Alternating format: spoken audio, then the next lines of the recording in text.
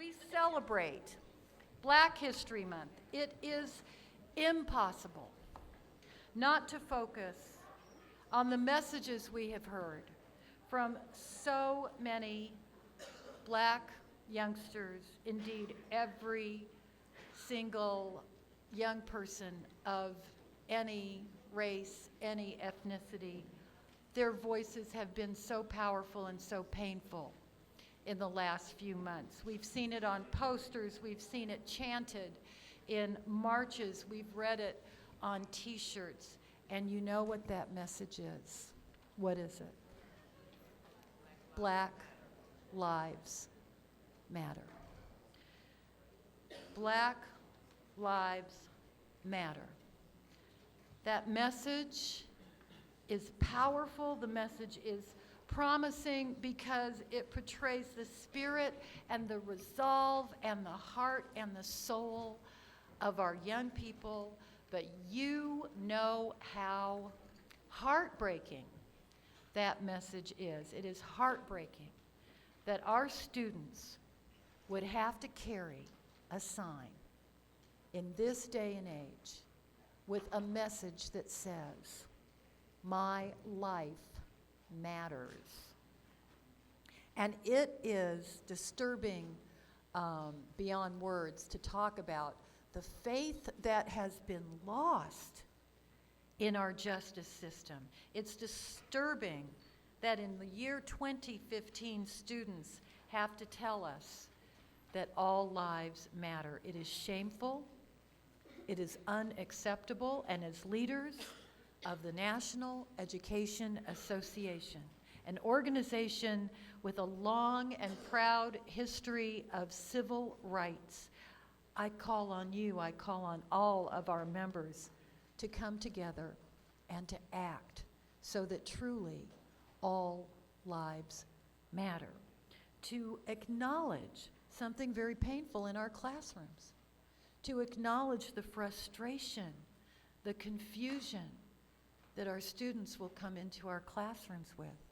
They want to know what's going on, and they want to have a conversation about maybe one of the most difficult things to put in a room, even in a room like this, where we value diversity, where we have to talk about the lessons of race and injustice. In a room like this, where we truly do respect and love each other, it's still hard to talk about the continuing issues of injustice and race, to walk side by side with our families, with our students, with our communities, and to demand change. As educators, we are in the profound business of preparing our students to succeed in school, but also to succeed in their lives. And how are we going to help students succeed in their lives if they're afraid for their lives? We owe it to our students to raise our voices, not just for great public schools, but for a just society where all students have the opportunity to learn, and a society where all students have the right to say, "My life matters." That is what is before us today.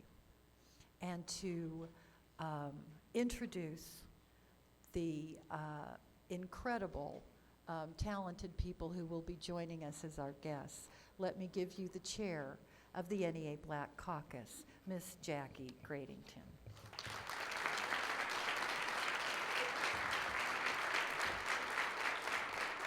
Thank you, Lily, for that, for those remarks and that introduction. And I just have to say, they were eloquent and very timely. And not only are our children carrying signs that say that Black Lives Matter, they're also dealing with people who are having a problem with them carrying those signs. And that's a whole nother story that we'll talk about at another time. And I also want to say, on behalf of the Black Caucus, I would like to thank you all for making available for everyone who wants it this year's beautiful poster from the Association of African American Life and History. You can pick one up from the resource table outside. On the dais with me right now are the officers of the NEA Black Caucus, the officers of the NEA Board Black Caucus, regional directors of the NEA Black Caucus, and our executive committee member from, our Black Executive Committee member.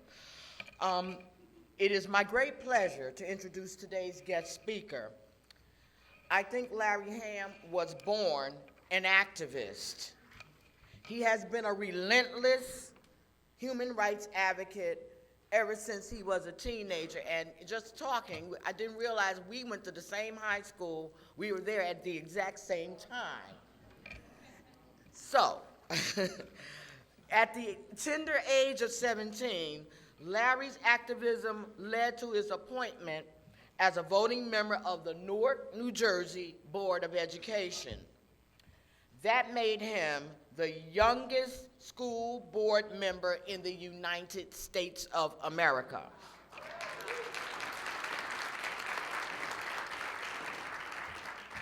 As a student at Princeton University, Larry became a leader of the campus anti-apartheid movement. He organized daily protests and sit-ins that helped lead to Princeton's divestment in South Africa.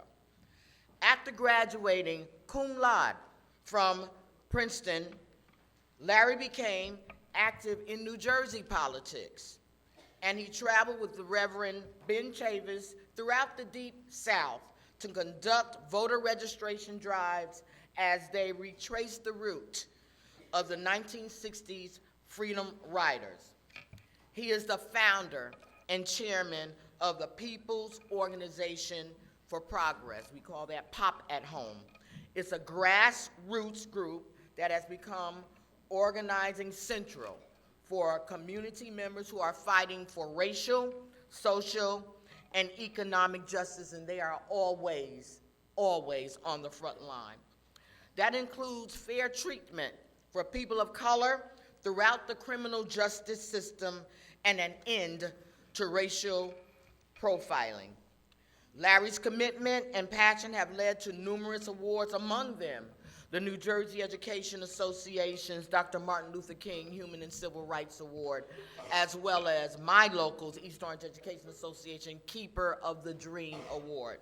As an activist, Larry Hamm truly walks the walk. He once went on a 41-day fast to protest education cuts in public schools. Now that is a true friend of education. Larry is an advocate who shows up and shows out. It is with great pleasure that I give you my brother, my high school partner, Mr. Larry Hamm.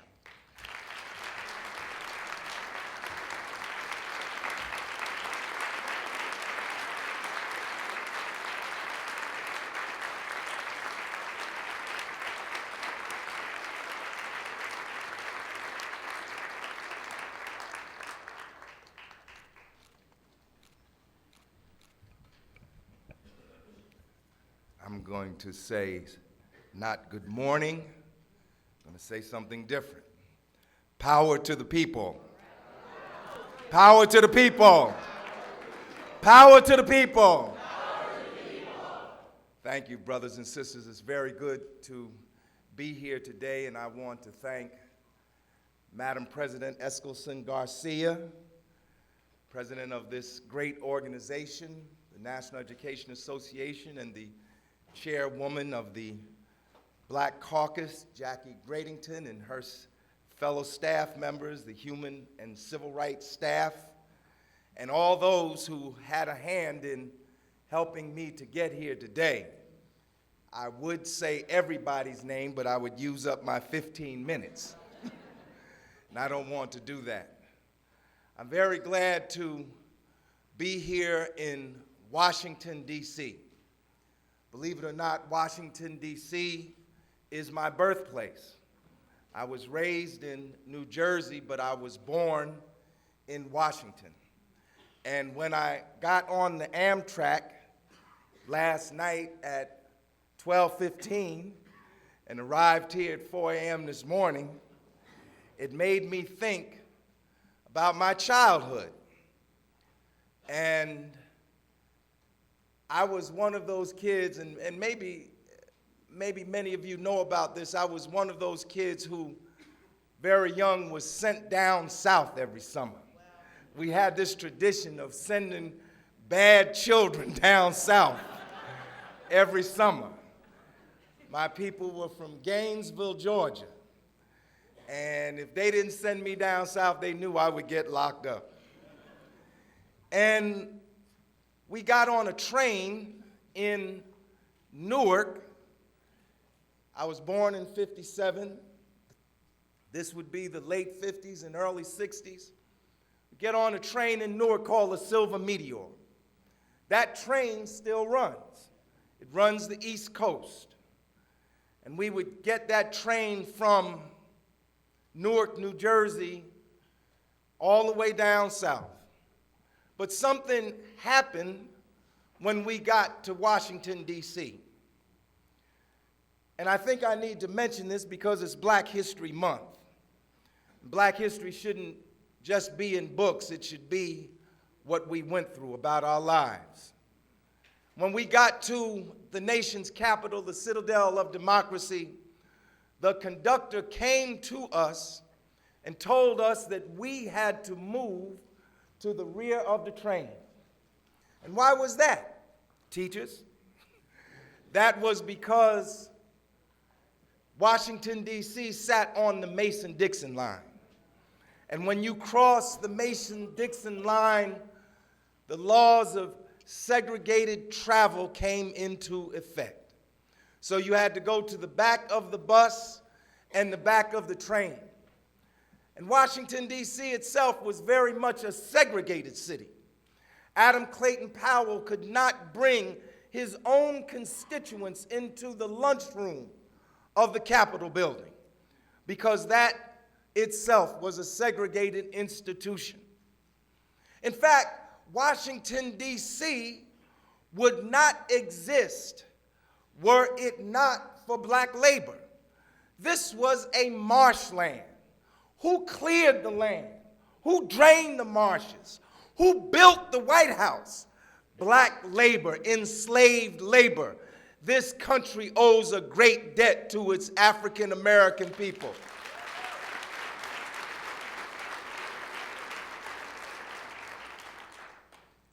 The first few presidents of the United States had slaves not just on their private property. They had slaves in the White House. But how ironic, what a wonderful twist of history, that the descendants of those who were enslaved, that their children could in fact pick the present president of the United States of America.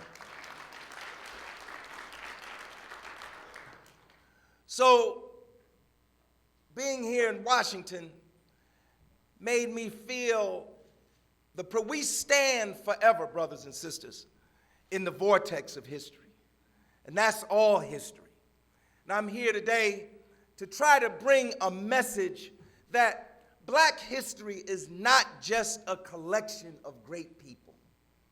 Black history is not just a list of important inventions that black people made, and we did make some.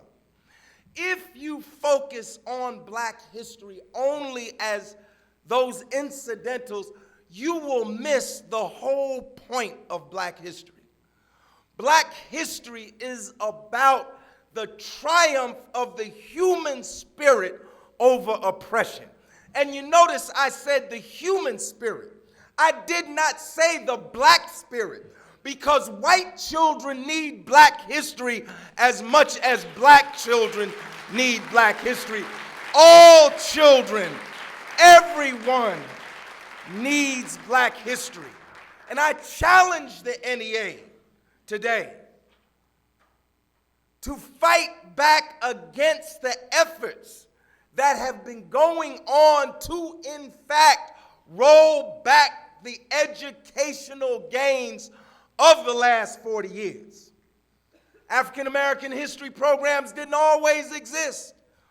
Who is the father of African American history as we know it today? Carter G. Woodson, a coal miner who came from West Virginia, the son of people born into slavery, went to Harvard University, graduated. He was the second PhD from Harvard, the first being the great intellectual W.E.B. Du Bois, whose birthday, by the way, is the 23rd of February. And he came back home. He brought his talent back home. And you know what he started doing? He started writing these weekly columns for the black newspapers to, in fact, tell black people that they were not less than human. Because that's what our history is a response to. It's a response to the racist myth of inferior and superior races. And although we'd like to believe that we live in a post-racial society, the fact of the matter is that racism is as present today in 2015 as it was in 1968 when the first black studies programs were created.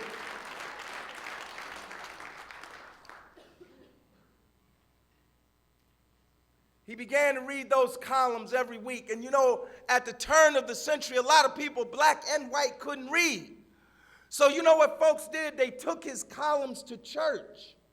And they read, those who could read would read the columns to those who couldn't read. And then this started a practice, and that practice led to what Carter G. Woodson called Negro History Week. And I know a lot of y'all, you always tell, well, we got shortchanged. They gave us the shortest month of the year, February.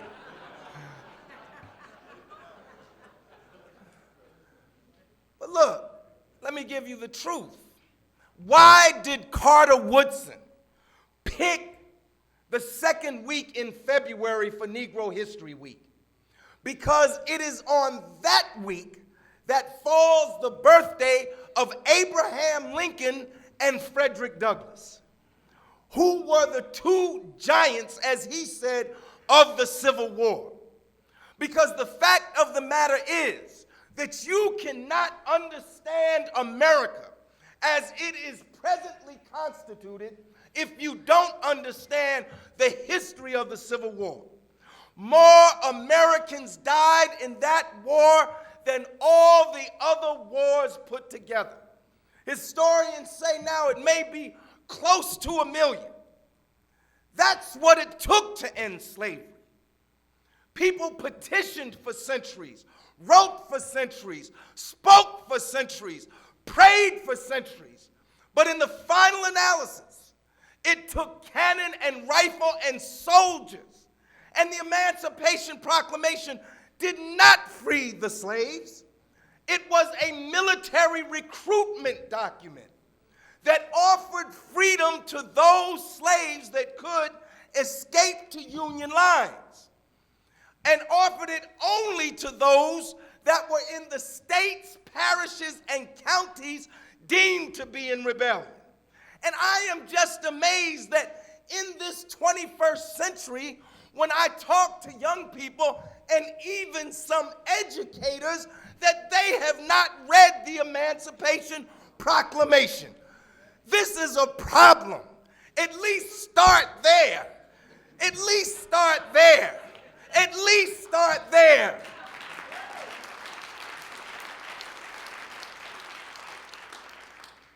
The Union wasn't winning the war. It was going bad. Lincoln sent telegrams to McClellan, who had 100,000 men sitting right here on the Potomac. They wouldn't fight. And then he brought in Ulysses Grant and General Sherman. But even that wasn't enough. People like Frederick Douglass said to him, Lincoln, you gotta let those who have the greatest interest in fighting this war. And Lincoln thought for a minute. He said, I'm going to put rifles in the hands of the people that we got chained up in the backyard. Didn't sit well, but finally he did.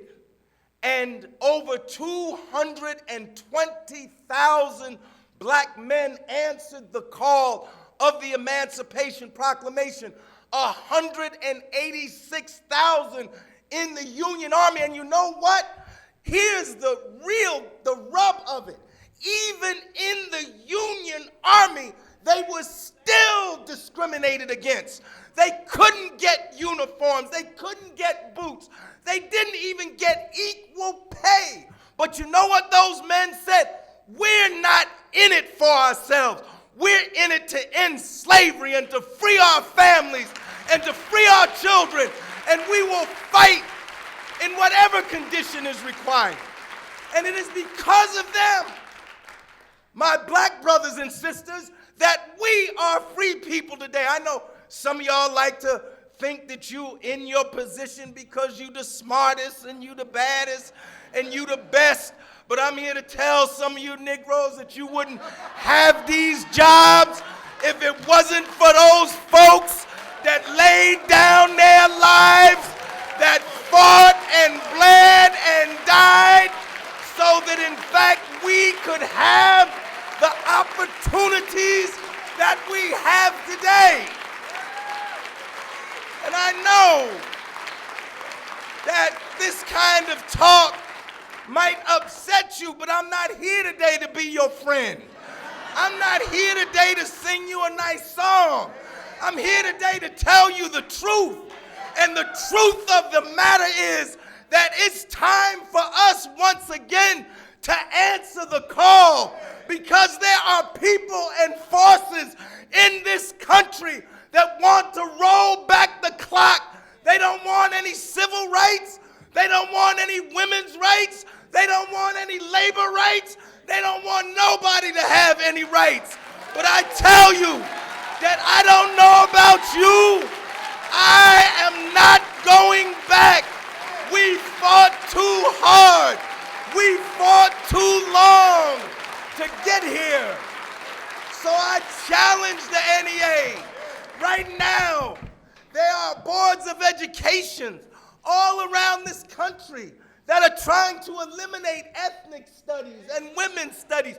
We need these studies so that we can have cultural understanding, so that we can build relationships with one another, so that we can understand, even though we come from different places, that we in fact share similar experiences.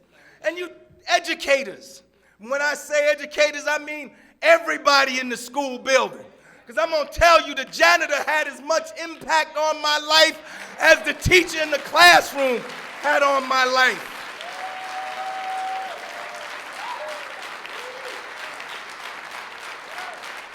Some of y'all teach history like you're trying to put people to sleep. You got to teach, students got to be inspired. That's when their minds open up. I was one of those kids that was in the school to prison pipeline. I did some things in 8th grade. I threw rocks at the school and broke out the windows at South 17th Street School. And they suspended me, and my mother was going to kill me. But her boyfriend, Mr. Freddie, said, "Don't hurt that boy, Grace. He's sorry." When I came back to school, the principal told my mother, said, "Miss Hamm, your son is a common hoodlum. We weren't even going to let him graduate." And she cried and cried and begged Mr. King, that was his name, and I got to graduate. So I had a teacher, her name was Miss Ryerson, and she was white, a white teacher. And she said, one day she said, "Larry, we going downtown." I said, "Going downtown? I got to tell my mother." She said, "No, we don't have time for that." And she took me down to Bamberger's department store in Newark, which itself was a segregated institution. Like, you think Jim Crow was just down south? I'm telling you, Jim Crow was as much in the north as it was in the south. We couldn't sit in the mezzanine of the RKO Proctors, of the Branford, of the Adams, of the Loeys and the Paramount. Black people had to sit in the balcony. This is in Newark, New Jersey. But she took me to Bamberger's. And there was a man there signing books, and we went up to the 5th floor, and there was all kind of commotion. TV cameras and all these things. I had never seen these things before. Miss Ryerson, she was a kind of buxom woman, and she bought a book, and she had me by the hand. She pushed through the crowd, and she said to the man, I want you to sign this book for my student. And he signed the book. And you know what his signature was? Jesse Owens. Jesse Owens. See, Miss Ryerson knew that she had to make black history come alive for me. She knew what it took to get to me, to get through me, to get in my mind so I could turn my life around. And then when I got to high school, it was my track coach, Mr. Marcus, Jerome Marcus. He was the mechanical drawing teacher. But you remember Mr. Marcus? But he was also the track coach. And let me tell you, when I joined the track team, I was the slowest one on the team. I was the worst one. I was so slow that they put me in the 2-mile run because nobody else would run that. The meet would be over. But Mr. Marcus wouldn't stop until I came across the finish line. And there was no miraculous transformation. You know, I was last in the first race and last in the second race. But if I was 5 seconds faster, he would say, Larry, you did a good job. You're 5 seconds faster than you were before. And he stayed with me, and he stayed with me. That little man, he was shorter than I was. And then finally, in my junior year, the one who was slow, so slow, he would get lapped twice on a 1/4-mile track. My girlfriend quit me, too, because she was there. She quit me. Pam. She was so embarrassed. But in my junior year, I became because Mr. Marcus stuck with me. He never, ever said anything negative to make me think that I was less than. If he could find one grain of improvement, he would cite that. And so in my junior year, I became the first person in the history of the city of Newark to break 10 minutes in the 2-mile run. And in my senior year, I became the state Group 1 school record holding champion. And that was because of this teacher, this educator who believed in me, who went the extra mile with me. And this is why we got this prison pipeline now, because we have so many that won't go the extra mile with these young people. We got to save our young people. This school to prison pipeline is a disgrace. Our country has more people in its prisons than any other country in the world. 25% of the world's prisoners are in the United States. In 1966, only 100,000 black people were in prison, roughly the same percentage that we were in the population. Today, 1.2 million just in the federal prisons, over half the prison population. Because our country, even before Dr. King was killed, he said it turned its back on the war on poverty, had turned its back on the struggle for desegregation. And now we are reaping the fruit, the harvest of that whirlwind. But I challenge the NEA today to bring black studies back into the classroom, to challenge those who would eliminate women's studies. We need more women's studies in our curriculum. We need more labor studies in our curriculum. Is it any small wonder that the labor force of the United States is less organized today than it has ever been since World War II? At the end of World War II, 47% of American labor was organized. Today, it's 11%. And for the first time in history, public sector workers that are organized and unionized outnumber those in the private sector. This is a dangerous trend because when you look at all the advanced industrialist capitalist countries, those that have the highest standard of living are those that have the highest level of labor organized. So when I study black history, I don't study a black history that isolates me. I study and I see a black history that in fact is going, the vortex, the direction that it is going in is in the same direction as other groups struggling for equity and struggling for equality. And this is the challenge that faces us today. It's not enough to celebrate Dr. King's birthday and have these programs that we've turned into another form of entertainment. We want to be spectators. We're a nation of people sitting down. Sit down in the car. Sit down in the house. Sit down in the office. Sit. It's time for us to stop sitting and start acting and take control of the institutions in our nation because we are going backwards. There's no reason why the United States should have the highest level of illiteracy of all the advanced industrial nations. There's no reason why the United States should have one out of every 5 children goes to bed hungry at night. Do you know we have more people unemployed today, more people living in poverty today than when Dr. King was assassinated in 1968, brothers and sisters? This is a dire situation. We stand at the crossroads. You know, the Chinese have a symbol, and this symbol, the symbol for crisis, is also the same symbol for opportunity.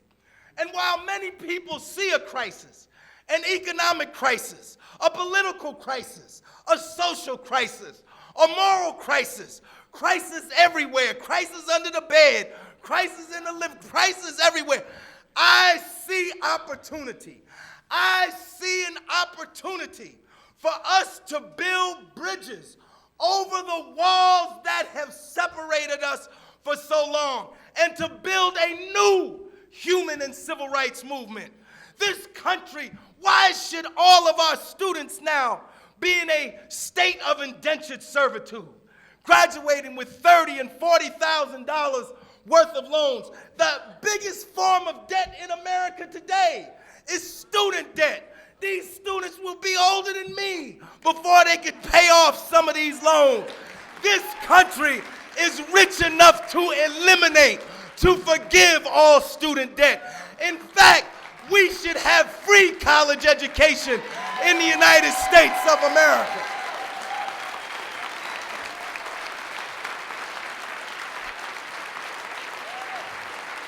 I don't want to be a bad guest. They said I only have 15 minutes. So I don't want to go over my allotted time because I want you to bring me back again. I want to tell this. I wish I could go all over America and tell teachers from Alaska to California, tell them from New Jersey to Texas, tell them from Iowa to Florida, that although you go to work every day and your job may seem mundane and you may have a lot of difficulties and you may have a lot of challenges, I still believe that the role, the job, the profession of educators is the most sacred profession that exists in the United States today.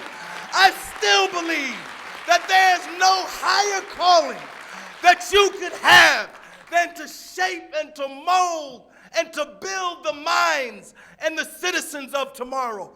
I can't understand why our nation's priorities are upside down, why athletes can make more money than those who we entrust with our children every day of our lives.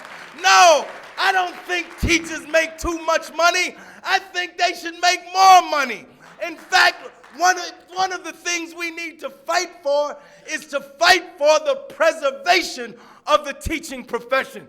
There was a time when teachers didn't have unions, when they didn't have an NEA. Teachers had to organize, they had to mobilize. Some had to go to jail for the right to have an association, for the right to have a union. And those associations and those unions helped to make the teaching profession a valued profession. But there are those who want to degrade it. I'm telling you, I come from a state where if the people who had their way, the people in power had their way, they would make teachers make a minimum wage, not a living wage. No, we got to stand up for the education profession and keep it a profession that young people want to become a part of. Look, if the young people can't make enough money to pay off their loans, to raise a family, to make a living in teaching, they're not going to choose it as a profession. That's why we have to stand up. That's why we have to stand up and fight for our schools. I don't understand a country that spends more on weapons of war than it does on classrooms and education. I think something is wrong with that picture, brothers and sisters. So I leave you. Take this message all around the nation.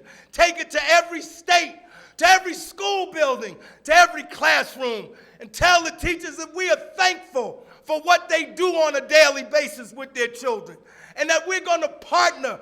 Teachers and parents shouldn't be in contradiction with one another.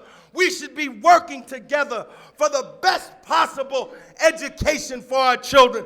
Power to the people. Thank you very much, brothers and sisters.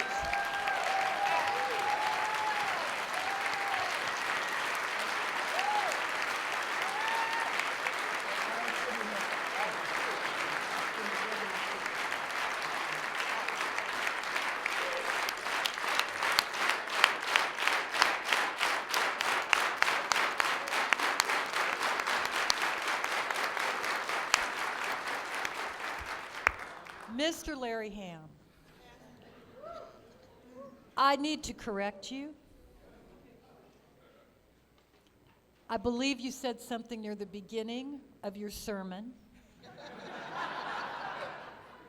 that you were not here to be our friend. I cannot think of a greater friend of educators and the National Education Association.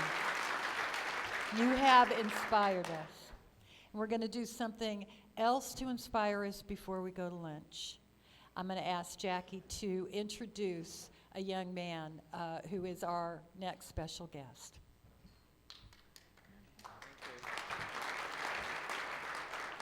Here to sing the Black National Anthem is opera and concert singer Devon Tynes, a graduate of Harvard and the Juilliard School's Master of Music program. Right.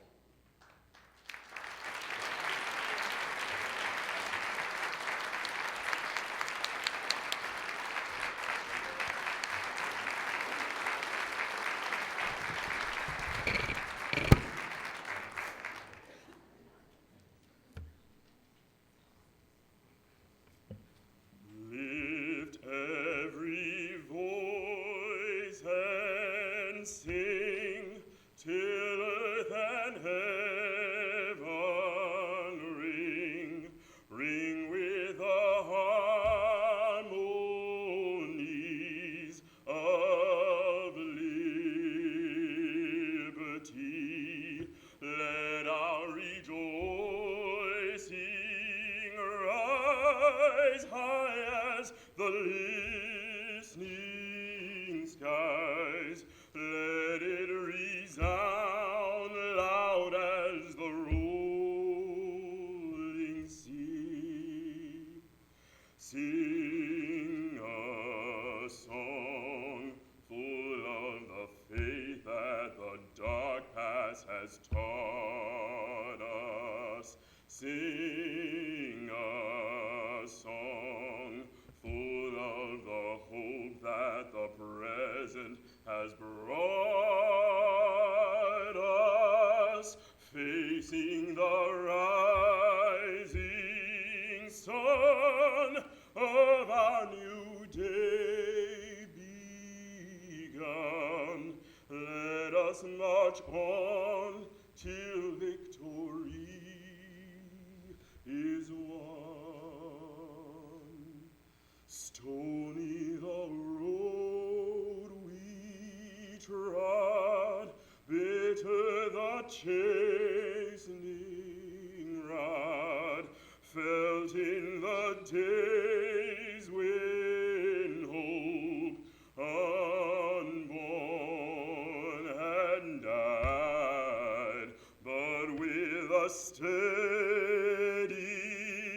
beat have not our weary feet come to the place for which our Father sighed. We have come over a way that with tears has been watered. We have come treading a path through the blood of the slaughtered, out from the gloomy past, till now we stand at last, where the white gleam of our bright star is cast. God of our wearies, God of our silent tears, thou who hast brought us thus far on the way, thou who hast by thy might led us into the light, keep us forever in the path we pray,